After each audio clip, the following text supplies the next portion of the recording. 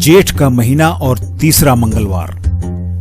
एक अनोखी यात्रा पर मैं आपको आज ले चल रहा हूं। आप भी जानेंगे, अरे इतना कुछ है क्या अवध क्षेत्र में। जी हां, अवध क्षेत्र का ये शहर जो कभी लक्ष्मणपुर कहलाता था, इस नगरी से होकर के गोमती नदी का बहना और उस पार, गोमती के उस पार 19वीं शताब्दी के आरंभ में नवाब शुजाउद्दौला की पत्नी नवाब वाजिद अली शाह की दादी और दिल्ली के मुगलिया खानदान की बेटी आलिया बेगम, इनके द्वारा बसाए गए अलीगंज मोहल्ले में एक हनुमान मंदिर है, जिस पर जेठ के महीने के हर मंगलवार को मुख्यतः हिंदुओं और मुसलमानों की ओर से, कुछ ईसाइयों की ओर से भी श्रद्धा पूर्वक मनौतियां मानी जाती हैं। चढ़ावा चढ़ाया जाता है और उन्हें प्रसाद दिया जाता है। लखनऊ में मुहर्रम और अलीगंज का महावीर मेला, यही दो सबसे बड़े मेले होते हैं। मेले में लगभग एक सप्ताह पहले से ही दूर दूर से आकर हजारों लोग केवल एक लाल लंगोट पहने सड़क पर पेट के बल लेट लेट कर दंडवती परिक्रमा करते हुए मंदिर जाते हैं। ऐसा पहले मंगलवार के समय होता है। हनुमान जी के इस मंदिर का महत्व और मान्यता इतनी अधिक है कि लखनऊ में ही नहीं, दूर दूर तक जहां हनुमान जी का कोई नया मंदिर बनता है, वहां की मूर्ति के लिए पोशाक, सिंदूर, लंगोटा, घंटा और छत्र आदि यहां से बिना मूल्य दिए जाते हैं और तभी वहां की मूर्ति स्थापना प्रमाणित मानी जाती है।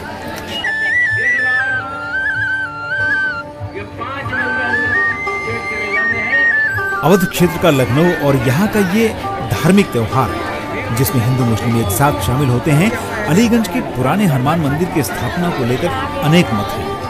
एक मत के अनुसार तो अवध के छठे नवाब सादत अली खां की मां छतर कुंवर ने मंदिर का निर्माण कराया था। अवध के नवाब शुजाउद्दौला की यह बेगम हिंदू थी और चूंकि सादत अली खां मंगलवार को पैदा हुए थे, इसलिए प्यार से उन्हें मंगलू भी कहा जाता था। मंगलवार हनुमान जी का दिन होता है, इसलिए हिंदू के साथ साथ नवाब की आस्था भी इस दिन से जुड़ी रही है। छतर कुंवर को बेगम आलिया भी कहते थे। उनकी आस्था की बदौलत मंदिर का निर्माण हुआ। इसकी कहानी कुछ इस तरह से चलती है कि पौराणिक तथ्यों के अनुसार अगर हम देखें तो रामायण काल में इसका आदि स्रोत महानगर कॉलोनी में हीवेट पॉलिटेक्निक के निकट स्थित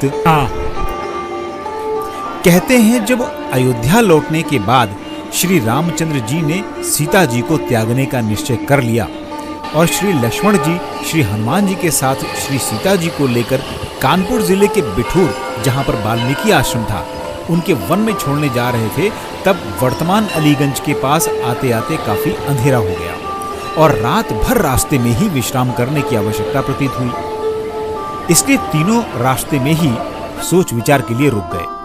जिस स्थान पर वे रुके थे वहां हीवेट पॉलिटेक्निक की बगल से पुराने अलीगंज मंदिर को जाने वाली सड़क पर एक बड़ा सा बाग था। हालांकि लक्ष्मण जी चाहते थे कि कुछ दूर और चलकर गोमती के उस पार बनी हुई अयोध्या राज्य की चौकी है, उसमें विश्राम करें, जिसे बाद में लक्ष्मण टीला की संज्ञा दी गई। लेकिन सीता जी अब किसी भी राजभवन में पैर रखने को तैयार नहीं थी। तो हुआ ये कि लक्ष्मण जी तो उस चौकी यानी कि अपने महल को चले गए और सीता जी उसी बाग में रुक गईं, जहां हनुमान जी रात भर उनका पहरा देते रहे।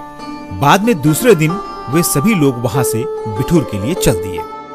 कालांतर में उसी बाग में एक मंदिर बन गया, जिसमें हनुमान जी की मूर्ति स्थापित थी और उस बाग को हनुमान बाड़ी कहा जाने लगा। यह मंदिर शताब्दियों तक बना रहा।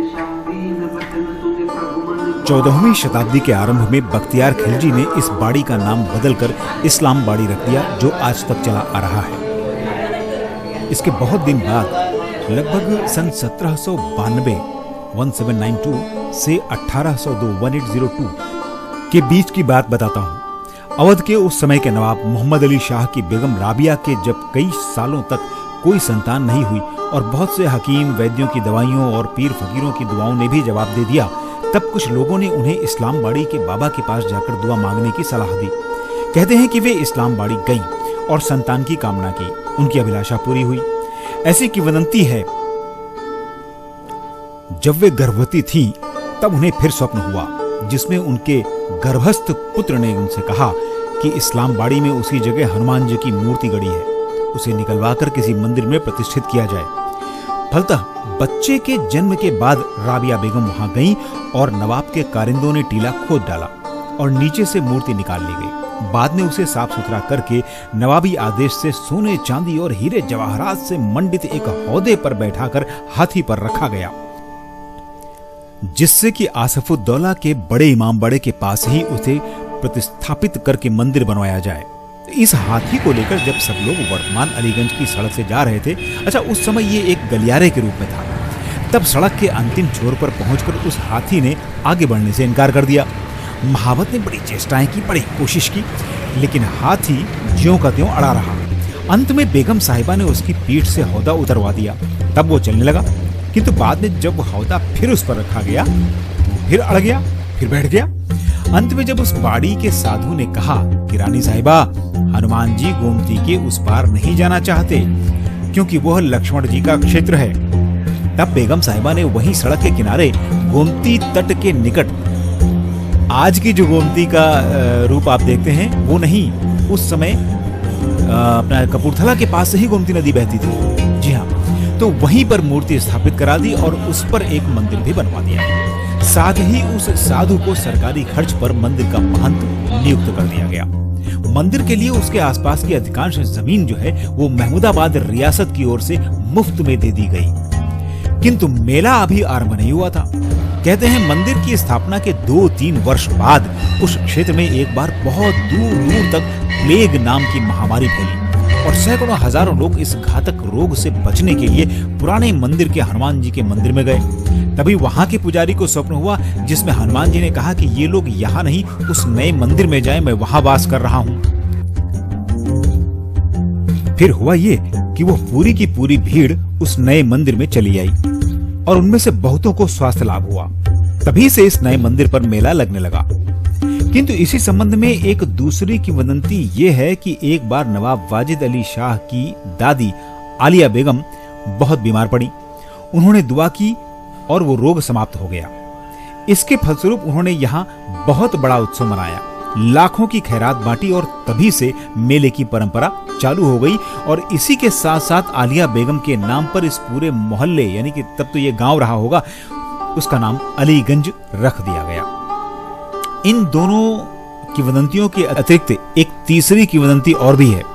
नवाब वाजिद अली शाह के समय में केसर कस्तूरी का एक मारवाड़ी व्यापारी जटमल लखनऊ आया और चौक के निकट की तत्कालीन सबसे बड़ी मंडी सादतगंज की मंडी में कई दिन तक पड़ा रहा। लेकिन अधिक महंगी होने के कारण उसके दर्जनों ऊंटों पर लदी केसर ज्यों की त्यों पड़ी रह गई, कोई खरीदार भी नहीं मिला।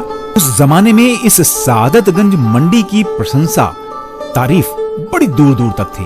फारस, अफगानिस्तान, कश्मीर आदि से मेवों, फलों, जेवरात आदि के बड़े बड़े व्यापारी वहां आते थे। मारवाड़ी व्यापारी बड़ा निराश हुआ और लोगों से कहने लगा कि अवध के नवाबों का मैंने बड़ा नाम सुना था, किंतु वो सब झूठ निकला। इतनी दूर आकर भी खाली हाथ लौटने के विचार मात्र से वो बड़ा दुखी हुआ और अयोध्या की ओर चल दिया। रास्ते में इसी नए मंदिर के पास आकर जब वह विश्राम के लिए रुका, तब लोगों के कहने से उसने हनुमान जी से अपने माल की बिक्री के लिए मनौती मानी। संयोग देखिए कि उन्हीं दिनों नवाब वाजिद अली शाह अपनी कैसर बेगम के नाम पर कैसर बाग का निर्माण करा रहे थे। किसी ने उनको राय दी कि इस कैसर बाग की इमारत को केसर कस्तूरी से पुतवा दिया जाए तो सारा इलाका ही बहुत बेहतरीन खुशबू से भर जाएगा। अब जटमल की सारी कस्तूरी उसके मुंह मांगे दाम पर खरीद ली गई। जटमल की खुशी का कोई ठिकाना नहीं रहा। उसने हृदय खोलकर हनुमान जी के मंदिर के लिए खर्च किया। आज भी मंदिर के भीतर मूर्ति पर जो छत्र लगा है वो इसी व्यापारी का बनवाया हुआ है। उसने पूरे मंदिर को ही नए सिरे से बनवाया। वर्तमान स्तूप गुंबद भी तभी का है। तभी से यहाँ मेला भी लगने लगा जो आज तक जारी है। इसी के साथ आज मैं यहाँ पर विश्राम लेता हूँ और आपसे ये जरूर जानना चाहता हूँ कि आपको ये मेरा वीडियो कैसा लगा, कमेंट करके जरूर बताइएगा। और हाँ, अगर आपको ये पसंद आ रहा है तो शेयर कीजिएगा, लाइक कीजिएगा और कमेंट के साथ साथ इस चैनल को भी सब्सक्राइब कर दीजिएगा। Thank you so much. अगले हफ्ते फिर हम किसी न किसी रूप में आपके सामने हाजिर होंगे।